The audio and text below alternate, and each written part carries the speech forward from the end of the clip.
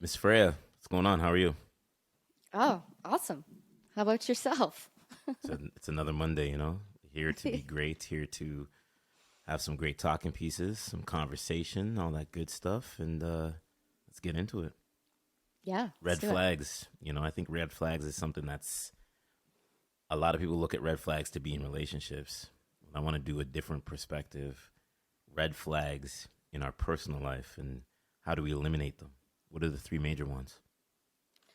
Well, shoot. I'd like to just even say red flags in yourself. I Mm, mean, these are the most recognizable, or need to be at least.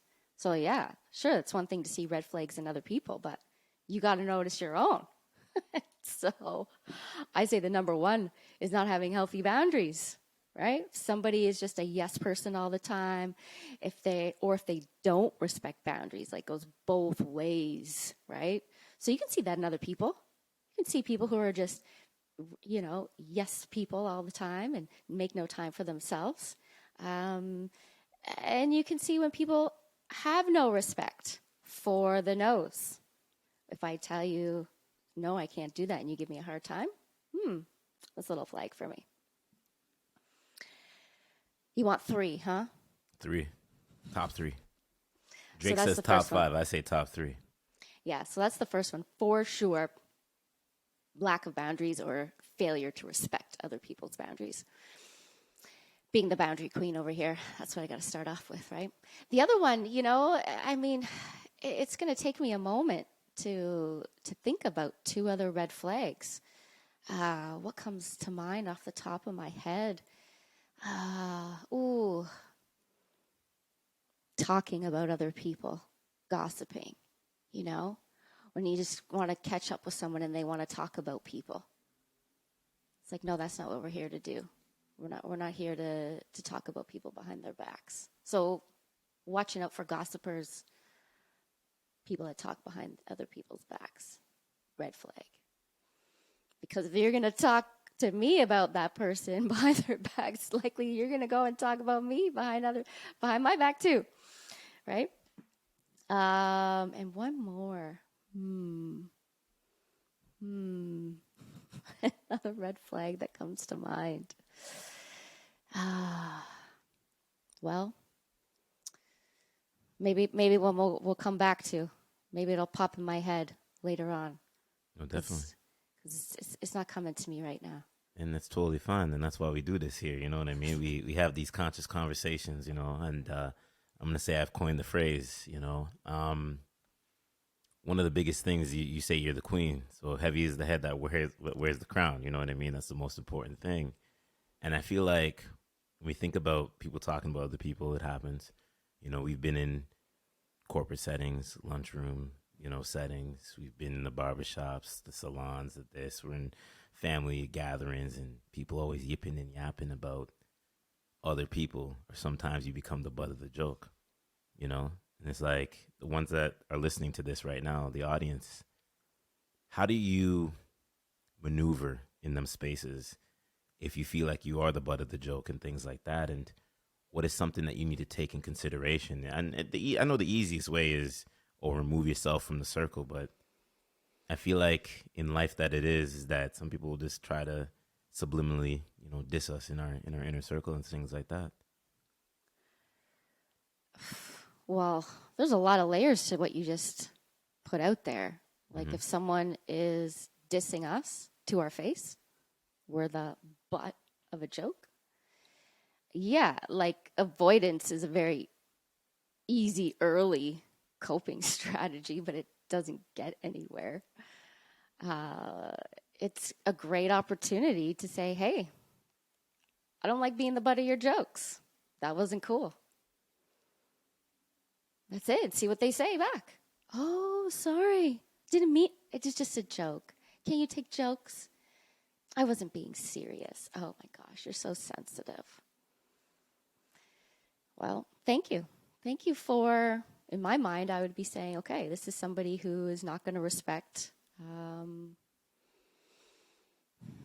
my requests to not be the butt of their jokes. Maybe other people are cool with that. Maybe other people love that. I'm not one of them. And if I'm coming across sounding like a bitch to you right now, well, so be it. Allow that to be your perspective of me. Meanwhile, I'm over here showing myself respect and standing up for myself, right?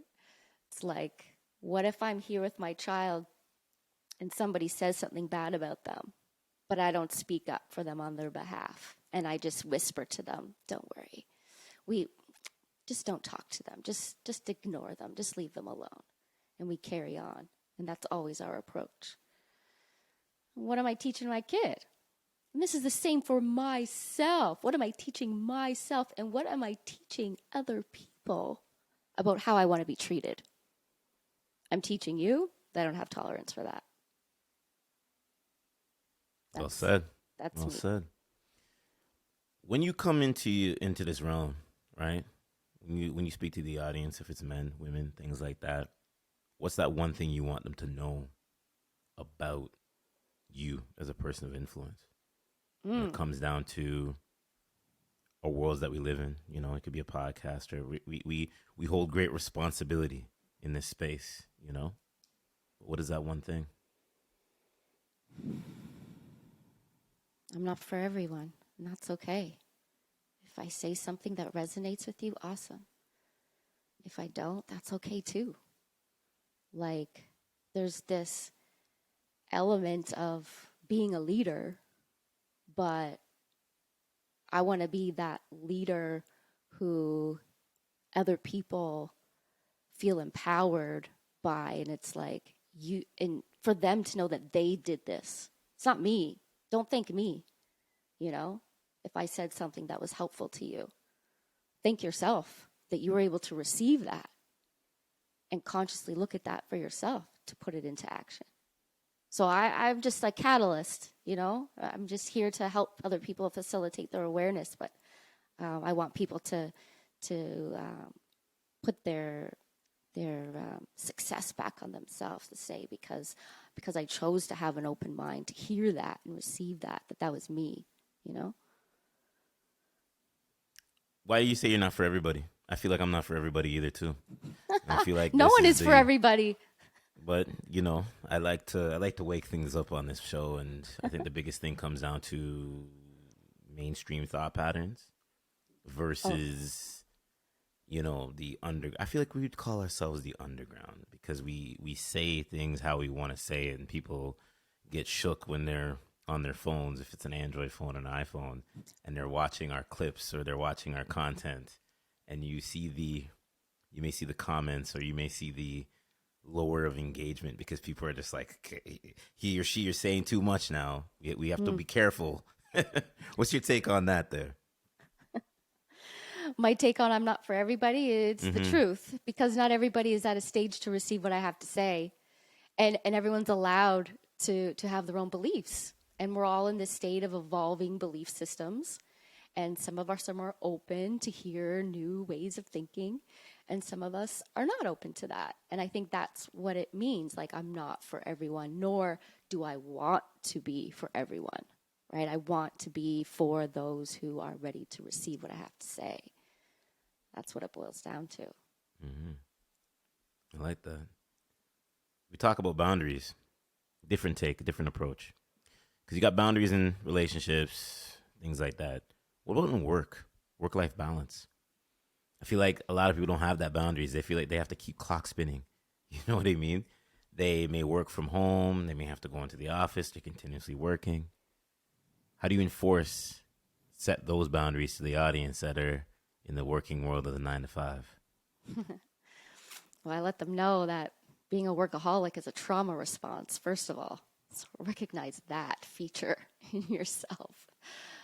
Sometimes we got to work hard. Sometimes we got to get some shit done so that we can advance ourselves. But with that also comes the equal balance on the other side of rest and relaxation and rejuvenation, so that you can then get back out there and bust out some more energy to keep moving forward in your career and your professional life. You know, I've worked with people who, obviously, the people that I work with and that I coach, they're struggling with boundaries. That's why they're coming to see me. And they'll talk about the boundaries in their relationships that are the reason why they're here. But then when we get digging a little deeper, I find out, what? You haven't taken vacation in 7 years? What? You don't take any days off? What is that? And there's a whole level to this lack of healthy boundaries in the workplace where you feel like if you're not there, someone else isn't going to be able to pick up your slack, or when you come back, you're just going to have a whole ton of work to take care of. And some of that might be true, but at the same time, there's an issue of control there. There's an issue of escapism through work. There's an issue of like trying to prove your worth through the work you do, and just accepting every file that comes your way, every request that comes your way, saying yes to everything, and then being burnt out. And then your body will respond to that, and you'll end up getting sick. And then you have to stay home. And now you're staying home because you're sick, but, you know, this is just the whole domino effect of it all. There was someone who I had coached who was really struggling immensely with people pleasing and codependency and lack of boundaries. And after our coaching sessions were done, he ended up having to go in for a serious operation on his legs that were a result of him never taking a vacation day to himself and just abandoning himself. So you abandon yourself, well, guess what your body's going to do? It's going to abandon you too. Oh, I could go on for more. No, but here's the thing. Yes. I'll say it. Hey, you know, the audience, people are listening to this right now.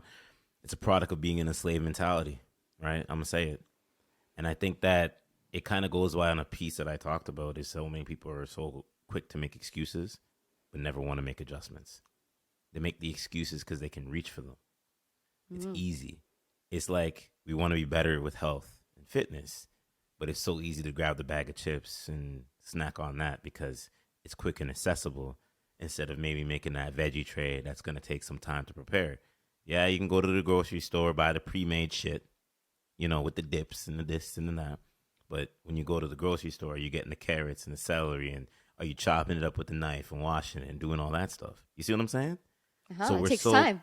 Exactly. So we're so in this mind, this slave mentality mind, because of the engineered things of influences. Could be other coworkers, the mainstream, or the this or the that, and it's like, get out of it. Get out your own head. You know what I mean? How would you speak to the audience about getting out of their own head? Yeah, is that like getting out of your own way? Could be however you want to perceive it, right? I saw something today that was like, you know, you're not your thoughts. You are not your thoughts. You are just observing them. So be an observer of what's going on. Pay attention. You know, when you're grabbing for those bag of chips, slow yourself down. Pay attention. What's happening right now? Why am I grabbing these for? Do I really need this? What do I really need? What is it that I really need? Maybe I need some connection. Maybe I need some connection with myself in a different way. You know, get out of your head and get into your body. Get into your five senses. Get into your surroundings and your environment and open your eyes and wake up and pay attention without judgment. Let's go into the boundaries of relationships. I feel like this is that portion where the audience is like, oh yeah, it's relationship conversation. What are those 5 questions we got to ask ourselves? Because it's all different with everybody. Everybody has different Q&A, but they have to ask themselves when they're dating. It's man to man, or woman to woman, or woman to man, or man to woman. What are those 5 questions? Let's go. Let's make it spicy. 5 questions to ask someone when you meet them? 5 questions in yourself when you're setting your relationship boundaries. 5 questions I'm asking myself? Yeah, like the audience should be asking themselves. Before I'm about to get into a relationship with someone. Absolutely, questions 100%. that I should be asking myself. Yeah. Yeah. Oh, yeah. Absolutely. First question. Why do I like this person? What is it about them that I like about them? Do they inspire me? Are they better than me? And better than me in a good way. Like they've got some cool things going on that leads to that inspiration for myself. Um, like, yeah, just really digging into those questions about why do I like this person? What is it about them? Is it because is it just because they're complimenting me and they're all about me? Like let's not get ourselves clouded with compliments from other people, because I feel like sometimes that can really jade our or influence us in a way that's not healthy. Other questions I would ask myself: if I'm going too fast, am I moving too fast? Am I giving too much of myself too soon? Slow, like just that, slow it down. How's the pace? What other things do I want to ask myself? I want to ask myself some genuine questions about what it is that I like about them, if they inspire me, my pace. Am I going too fast? What's my flow here? And then I also want to ask myself, I want to check in with myself. Have I compromised myself in any way here? Am I compromising myself for them? Am I changing up who I am to be someone that they like? So checking in with my own integrity, my own personal integrity. Like, have I stopped engaging in certain habits, not habits, rather hobbies. It's the other H word I was looking for. Hobbies are habits, healthy habits. Have Absolutely. I stopped engaging in my healthy habits? That's, what are we at, 3, 4? Yeah, 3. You got 2 more. And I also want to ask myself, like, what role do I want this person to play in my life? Like, how are they going to fit into my life? Do they fit into my life? How do I want them to fit in my life? How do I see them joining me? How do they connect with me? And the other one is, how do I feel when I'm around them? How do they make me feel? Do I feel uneasy? Do I feel anxious? Or do I feel so relaxed? Do I feel really calm? Do I feel peaceful? Like, how do I feel? Checking in with myself on that level too, all the time. Like you say that, I feel like the biggest one that stands out for me and is the better than. How does this person, and are they better than me, right? Mm-hmm. And I want to land here because I feel like there's a blurred line. You get into conversations, people are like, "Oh, I want somebody that's better than me." But what does that mean, better? Does better mean through financial? Does better mean through this person I can learn from them? They're maybe at a position in life where mindset wise they could help me achieve or get to or aid to what it is I'm trying to become, right? Can this person support me in a mental capacity versus financial capacity? Because it's not always about finances. You see what I'm saying? And I think a lot of people are like, oh, well, I need to have this high value man or high value woman, and they have to make all this money. I always say money's the root of all evil at the end of the day. You know what I mean? Yeah. So Yeah, when you absolutely. say better than, because I feel like that better than word, and it's not for me because I get it. Like, I get what you mean. I feel like the audience now, they're like, well, I want somebody better than me, but where do I go? Because I want them, it's like this balance, right? It's like, I don't, at the end of the day, sure, I'm not better than you and you're not better than me. I don't care if you're a homeless person on the street. I'm not better than you and you're not better than me. But I bet you that homeless person on the street, I want to find out, what are you better at than me? Because we're so diverse. There's got to be something that they're better at than me. And is that something that can add value to my life? Whatever it is that they're better at. Better at stealing cars? No, I don't need that value. Do you think it's an intelligent thing when it comes down to some people, when they hear about better than, and they want to find that person better than them, but they're own insecurities, eliminating them from getting to that next step. Right? They're yeah. Insecurity. It's an insecurity thing. Either you're secure in yourself enough to allow someone that's better than you at something to enter so that you can learn from them. And how great it would be that they too are secure enough to recognize the shit that you're better at so that they can learn from you. Because relationships are our best teachers. So you want to find someone I should who's hit the going to soundboard. teach you. I should hit the soundboard right there for that. That was a moment, you know, because I feel like that's what's happening right now. I think a lot of people are hiding behind a veil, and I think that they are scared to be vulnerable. I think they're scared to find people that maybe have a little bit more up here intellectually, that they get blinded by the person that may be shelling out all the money. You see what I'm saying?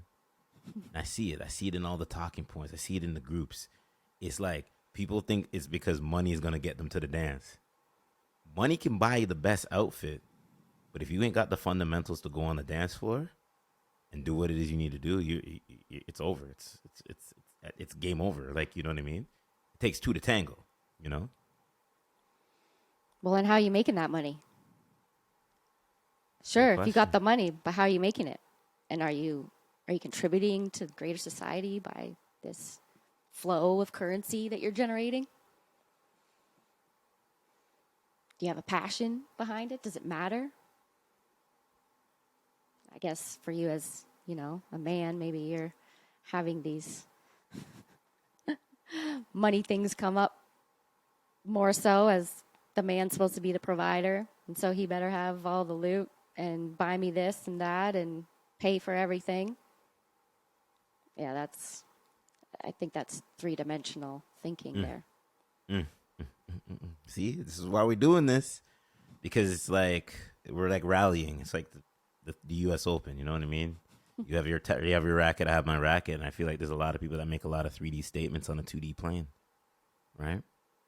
They make a lot of 3D statements on a 2D plane when it comes down to what it is they want to do and where it is and how they want to navigate, and they miss those points. You know what I mean? They miss them. And it's okay.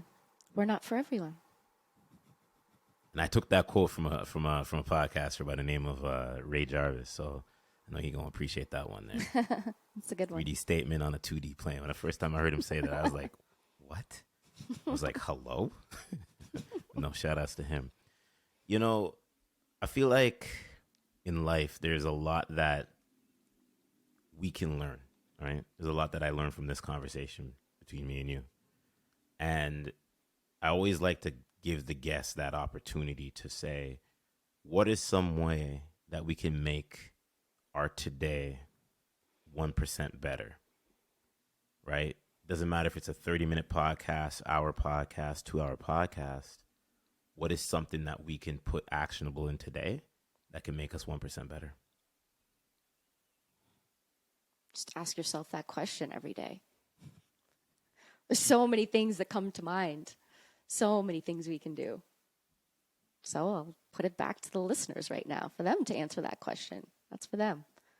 That's for them to think about. It's a great question. Ask yourself that every day when you wake up. What can I do today to make this day just 1% better? That, when I do that, it also makes the human collective 1% better too. Well said. Fraya, where can everybody check you out? What you got going on? What's in the store? Social media, books out there, podcasts out there. I see you with the shirt, the MV7 mic. So, shout outs to you there. You know what I mean? Hopefully they cut you the check soon. I like to manifest that to the.